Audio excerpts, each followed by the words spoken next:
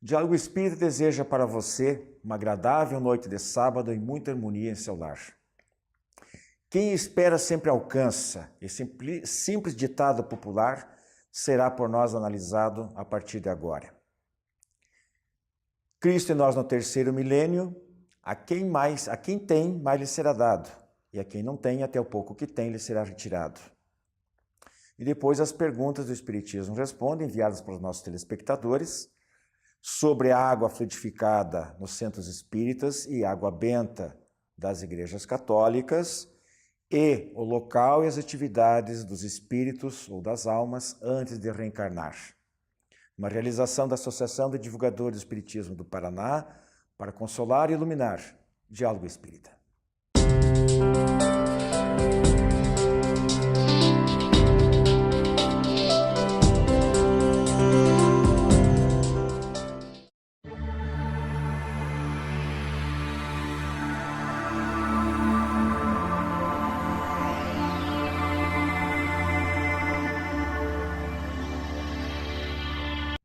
Nosso tema livre de hoje nós vamos discutir em torno de uma frase.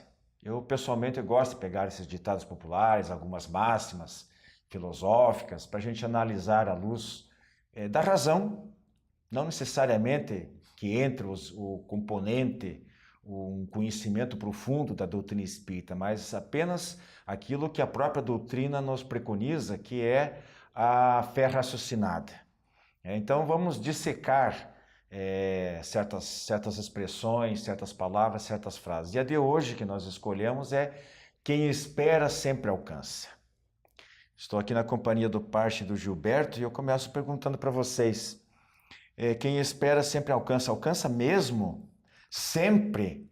Deus atende tudo, já que quem espera alcança é direcionado, supõe-se, né, a um ente superior, e daí? Deus atende tudo, sempre, como é que é? Não, eu penso, Wilson, Pachen, amigos, que quem espera alcança sim. Agora depende do que ele está, o tempo que ele está esperando e o que ele quer alcançar. Pode alcançar sim progresso, como pode alcançar coisa alguma. Ficar estático, né? E outra coisa, Deus, ele pode até ouvir algumas preces, algumas coisas para que você atinja o teu objetivo, mas não vai te carregar de forma alguma. Então não vamos colocar nas costas de Deus isso também. Vou esperar que eu vou alcançar porque Deus está me ajudando. A espera, a palavra espera, ela remete à passividade. Não é? Eu entendo que quem adota a passividade como atitude de vida não alcança absolutamente nada. Não é? Então, precisamos ver bem qual o sentido que essa frase queria colocar quando entrou nos famosos ditos populares, porque eu acho que ela supõe um outro dito popular. Deus ajuda quem cedo madruga, que é exatamente o oposto. Não é? Então, temos que estudar um pouco mais o que significa essa palavra esperar. Até porque, né, Parche, no Evangelho segundo o Espiritismo e no Novo Testamento, de modo geral, a passagem de Jesus recomendando: batei e abrir-se-vos-á, buscai e achareis, pedi e obtereis. Quer dizer, aí eu sempre divido isso, eventualmente, quando a gente faz alguma palestra, algum artigo de jornal, eu coloco o pedir e obtereis como primeiro estágio, mas sempre frisando a necessidade dos dois seguintes, que é o esforço de se buscar. Mas antes de seguir adiante, né,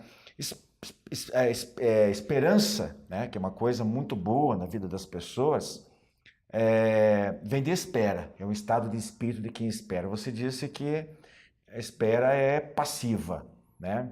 A esperança seria também passiva ou é uma maneira da pessoa se agarrar a uma digamos, não sei como que eu poderia substituir, mas enfim, significa sentar, cruzar os braços e cai do céu? Esperança é nisso, Gilberto? Tem um duplo sentido, né? Pode ter esse duplo sentido, sim. Esperar é sentar e esperar e deixar a coisa acontecer, não ir em busca, né? Ou ter esperança, correr atrás e vai conseguir. Eu acho que tem que analisar a situação nesses dois fatores, né? De esperar sentado e esperança e ir em busca. Seria uma esperança dinâmica, ativa, que conta não é aquela de ficar na inércia? É isso? Eu vou até simplificar com um velho conto árabe, bem rápido, onde dois viajantes em pontos diferentes do deserto estavam lá perdidos, sua caravana tinha se perdido, eles não tinham mais água, não tinham mais animais. E esses dois viajantes em pontos distantes, eles tinham esperança. E rogaram a Deus, cada um individualmente, que Deus lhes mandasse um auxílio para saírem daquela situação difícil, daquela situação bem complicada. Pois bem, Deus manda um sonho. Se vocês caminharem 60 quilômetros em tal direção, há um grande oásis, há um povoado. Né? O primeiro viajante acorda de manhã esperando. E ele acorda e espera. Deus não me mandou socorro nenhum. Deus não me mandou nada, não tem camelo, não tem água. E ele fica ali e acaba morrendo. O outro tem esperança. E acorda de manhã, diz, se Deus me indicou esse caminho, eu vou seguir. E manteve a esperança, e quando ele caminha ao longo de todo o dia no sol ardente, ele desmaia. Mas estava bem perto do oásis, é socorrido e sobrevive. Eu acho que essa é a espera e a esperança passiva, que é puramente espera, e esperança ativa, que produz efeitos. Gilberto, isso que o Parcha está colocando, é só esperança ou já estamos no terreno da fé? Qual é a diferença entre a esperança e a fé? Veja, a esperança, você tem quando é a esperança ativa, como diz o Parcha, você vai em busca. Agora, se você não tiver a fé realmente de que você vai conseguir atingir o teu objetivo, você vai ficar caminhando quilômetros e quilômetros, não vai alcançar nada. Então tem que unir as duas coisas, a esperança com a fé, e eu diria até mais, como diz Joana de Ângeles, força de vontade, Sim. Determinação. Aí com certeza você consegue, né? E, Parcha, e qual é o papel da prece numa situação dessa de se buscar alguma coisa, de ter um ideal, um objetivo de vida que a pessoa batalha, seja os mais diversos? Não estamos aqui nem como falamos em programas anteriores aí, sobre bens materiais, mas digamos que todos esses objetivos sejam justos, né? Felicidade de filhos, de desprendimento em prol as pessoas elegem vários objetivos. E essa esperança aí, a prece conta até que ponto conta? A prece conta, sim. Claro que nós podemos discutir o mérito da pessoa, podemos discutir a própria fé da pessoa, mas digamos assim, para quem tem fé, para quem tem mérito, para quem acredita, a prece nos liga com as energias superiores. Essa comunicação com Deus, com seus propósitos, nos liga com a energia superior. E a energia superior é sempre harmônica. Se nós realmente acreditamos, temos essa esperança e temos o mérito da busca, que é a esperança ativa, recebemos em retorno essas energias. Se a energia ela está em equilíbrio, nós entramos em equilíbrio. E nós estando em equilíbrio, nós transitamos melhor pelo universo e as coisas melhoram. Então a prece tem uma função vital quando se tem esperança ativa para nos propiciar a ligação com a harmonia do universo. Até porque a prece ela é a projeção de um pensamento, né, de uma vontade. Então, se você realmente tiver a prece aliada a atingir os seus objetivos, como diz o ditado, joga para o universo, né, vibra na mesma sintonia da espiritualidade maior, que fica bem mais fácil. A probabilidade, nesse caso, de se conseguir realizar aquele objetivo aumenta fundamentalmente. Sim, não certeza. Significa necessariamente... aí o Parcha tocou no assunto, né, de a pessoa ter merecimento para tal.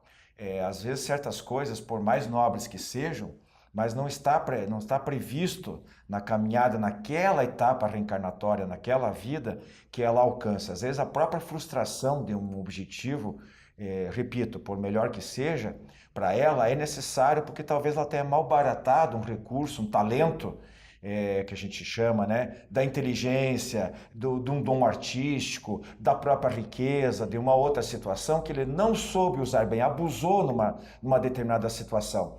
Então ele tem a capacidade, às vezes intelectual, a capacidade física, por que não, né? Porque muitas vezes o exercício, até profissional, depende muito de dons, de aptidões físicas, e ele é bloqueado, embora tenha o potencial, ele não consegue realizar, Porque parece que sempre, a cada passo surge um obstáculo novo. É uma grande rocha que se interpõe, é um muro, e ele vai sofrendo de frustração em frustração para ele revalorizar aquilo que ele usou mal numa encarnação passada. Até porque eu entendo, não sei se vocês concordam, que às vezes atingir um objetivo já é aceitar que você foi até o teu limite, né? Você tem limites, eu penso que nós temos limites, então você tem determinação, você tem força de vontade, você tem esperança, você faz a fé baseada na razão, mas tem um limite, então vou aceitar isso. Fui até onde deu, numa próxima continuo. E até porque nós temos que lembrar que se os obstáculos estão à nossa frente e nós precisamos passar por eles,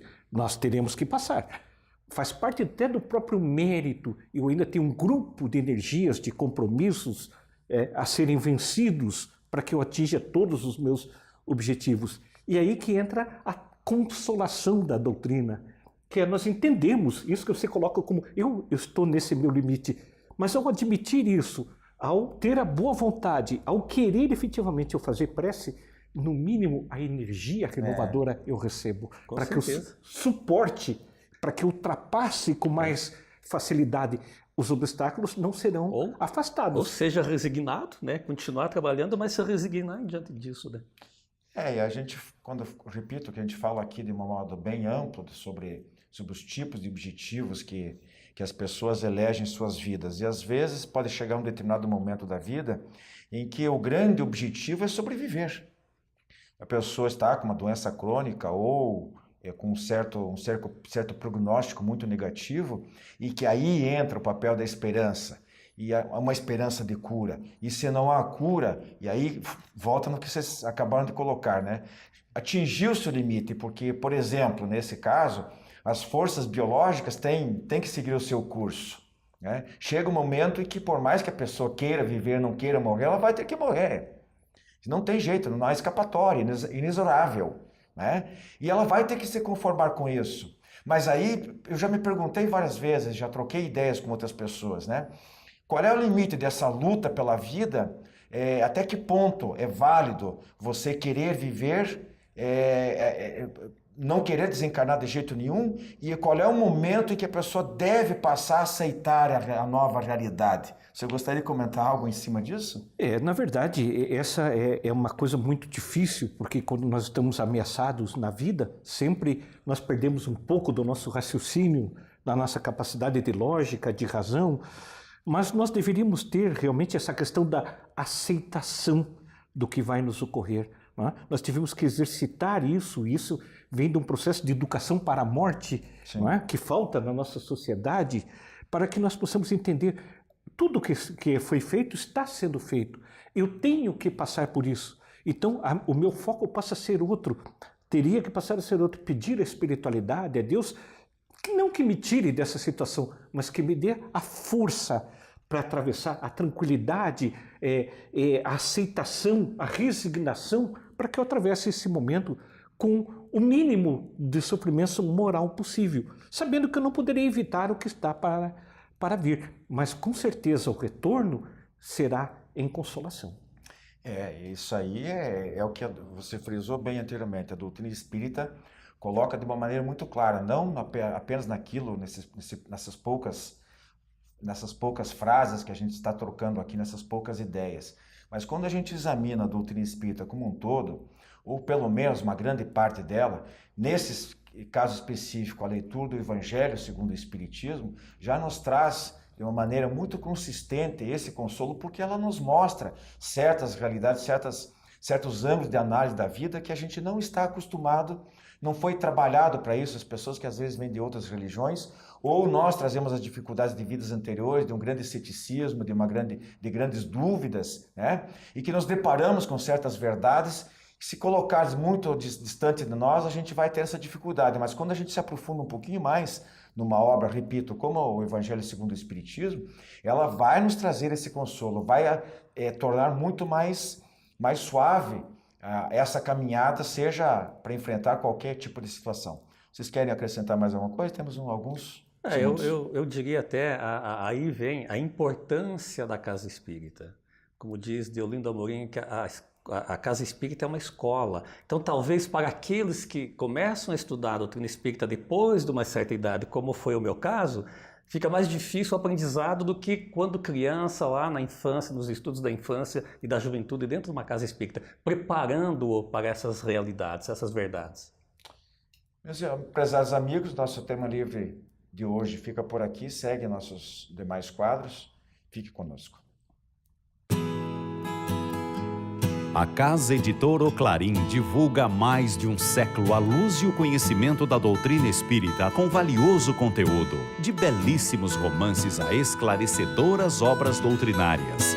Conheça, divulgue e compartilhe a lucidez do Espiritismo. Casa Editora O Clarim. Acesse www.oclarim.com.br.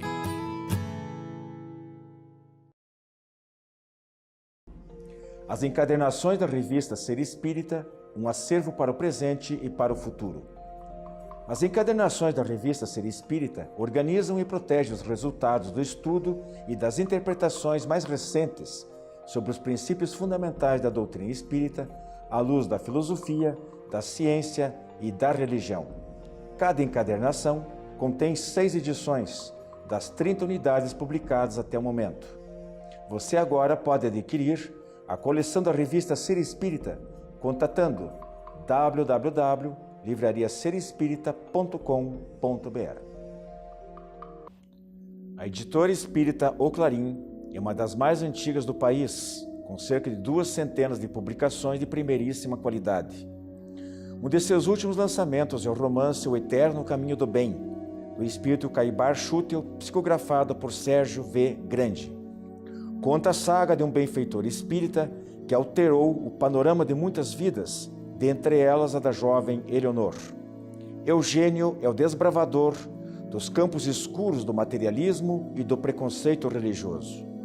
Pedidos pelo e-mail oclarim@oclarim.com.br ou telefone 16 3382 1066.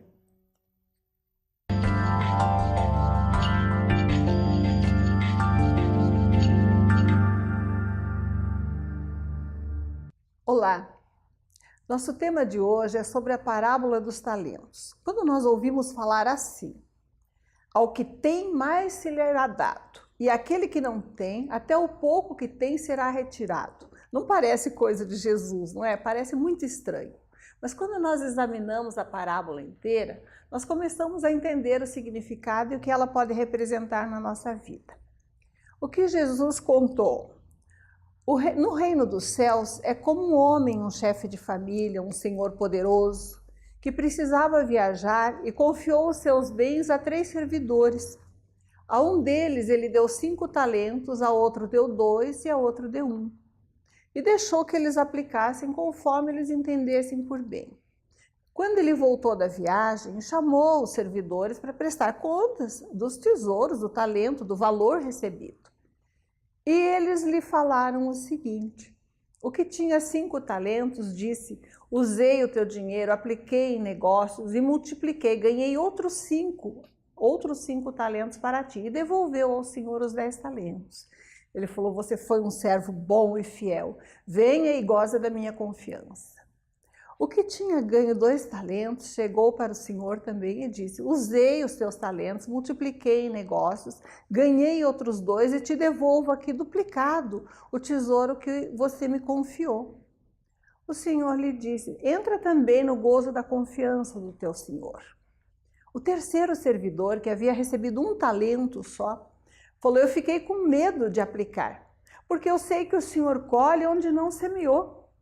E, atemorizado, eu enterrei o talento e estou devolvendo aqui a moeda que o senhor me confiou. E o senhor lhe disse: servo mau e infiel, se sabias que eu colho onde não semeei, devias ter pelo menos aplicado a minha moeda, o meu valor, junto aos banqueiros e colhido juros para me devolver com algum fruto que te confiei. Afasta-te de mim. O que significa essa parábola? No seu todo, ela já tem mais algum sentido, não é verdade? Parece que o esforço, a recompensa é proporcional ao esforço de cada um, o que é mais justo do que tirar daquele que não tem nada e dar mais para quem já recebeu. O que ela pode significar para as nossas vidas em todas as épocas? Significa que Deus nos dá na nossa vida talentos, tesouros, oportunidades. Ele nos dá a saúde, nos dá o corpo, nos dá a visão, a audição, a possibilidade de nos movermos. Quem sabe uma família. Ainda que não tenhamos todos esses recursos, temos a capacidade de entender aquilo que nos é dito e aplicar em nossa existência. Isso já é um grande dom. Entretanto, o que Ele espera que nós façamos com esse tesouro do tempo e da oportunidade que nos empresta? Que usemos em coisas que multipliquem o seu valor, que se traduzam em benefícios para o mundo que nos rodeia e para nós mesmos.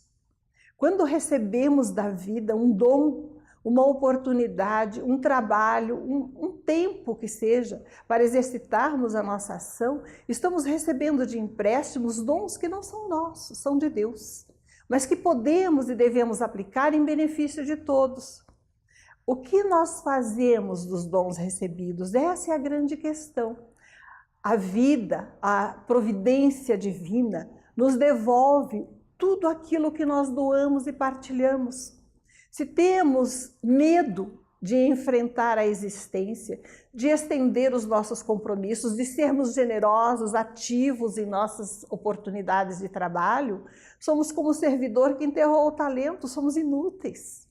Se ao contrário, empregamos os dons da vida não apenas para nosso benefício, mas de maneira que eles frutifiquem em segurança, estabilidade, amorosidade, orientação, auxílio para os nossos familiares, para as pessoas que cruzam o nosso caminho, estamos multiplicando os dons da vida. E certamente, ao final dessa existência, mesmo já em termos de fruição de paz de consciência, de apoio espiritual, de tranquilidade e alegria de viver, nós colheremos os frutos da maneira, do modo como nós houvermos aplicado os recursos que Deus nos dá. Temos que analisar, então, em todas as oportunidades, o que nós estamos fazendo dos talentos que Deus nos confiou. Enterramos por medo, nos trancamos, nos isolamos, ou multiplicamos doando em forma de bênção, segurança e alegria para aqueles que nos rodeiam.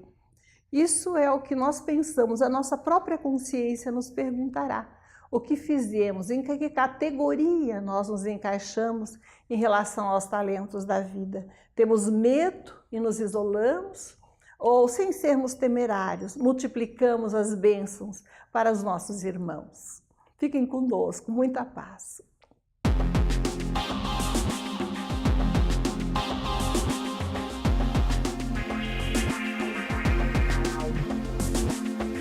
Prezados amigos, hoje nós temos duas questões para o quadro do Espiritismo Responde.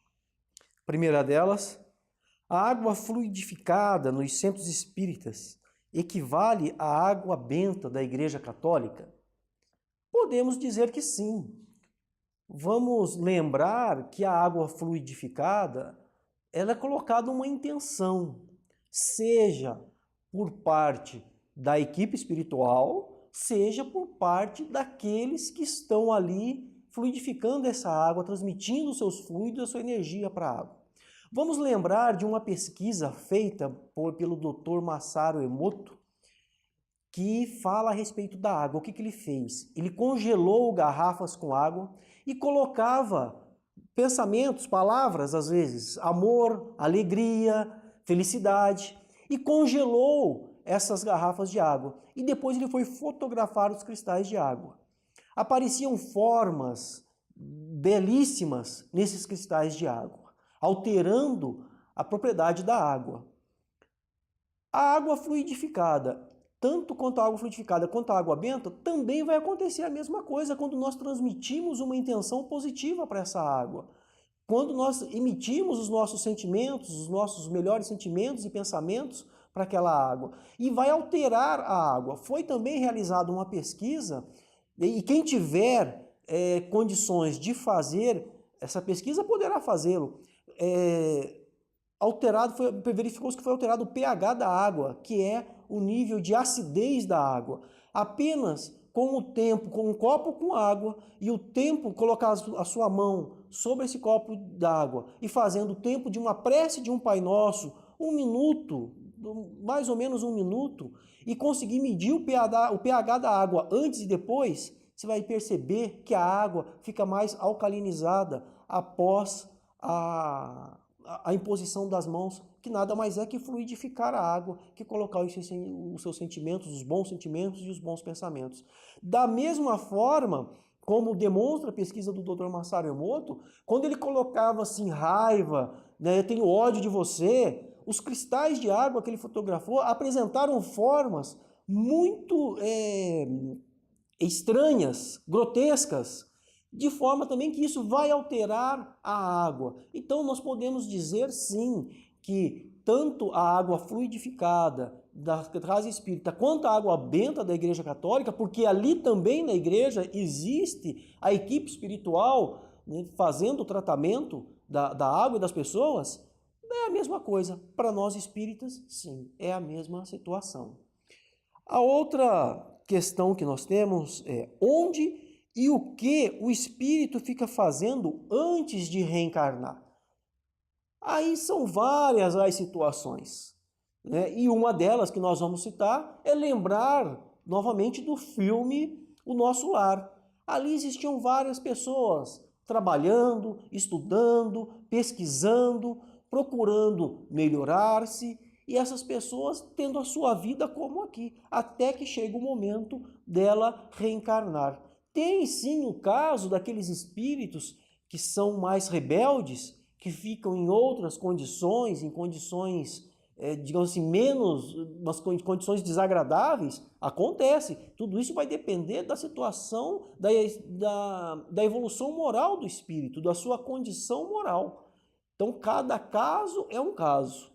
Os espíritos que têm mais condições, como nós vemos lá no filme Nosso Lar, repito, eles permanecem estudando, progredindo, evoluindo, ajudando as pessoas, até que chega o seu momento de reencarnar. É o que acontece com os espíritos. Nós agradecemos as perguntas enviadas, continuem mandando as questões, as suas dúvidas para o nosso programa, que responderemos na sequência. Nosso muito obrigado, muita paz. A editora espírita O Clarim é uma das mais antigas do país, com cerca de 200 de publicações de primeiríssima qualidade. Lançou no último mês de abril o livro Espiritismo, Jesus de Novo na Terra, de autoria de Adilton Pugliese. É constituído por 52 crônicas que realçam a conexão entre os ensinamentos morais do mestre e a substância dos postulados científicos, filosóficos e éticos da doutrina espírita.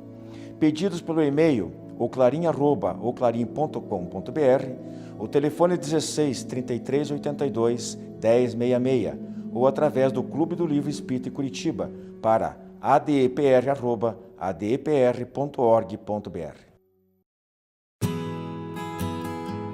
A Casa Editora O Clarim divulga há mais de um século a luz e o conhecimento da doutrina espírita com valioso conteúdo, de belíssimos romances a esclarecedoras obras doutrinárias.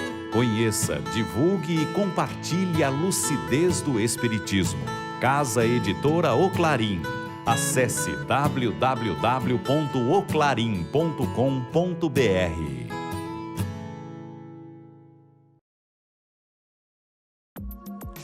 Clube do Livro Espírita de Curitiba. Mais de 2 décadas consolando corações, iluminando consciências.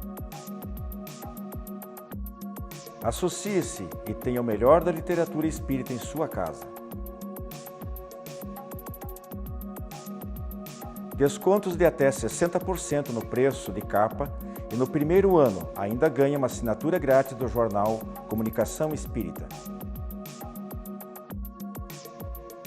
Acesse também a nossa fanpage no Facebook da AD Paraná. Associe-se agora e contribua para a manutenção deste programa.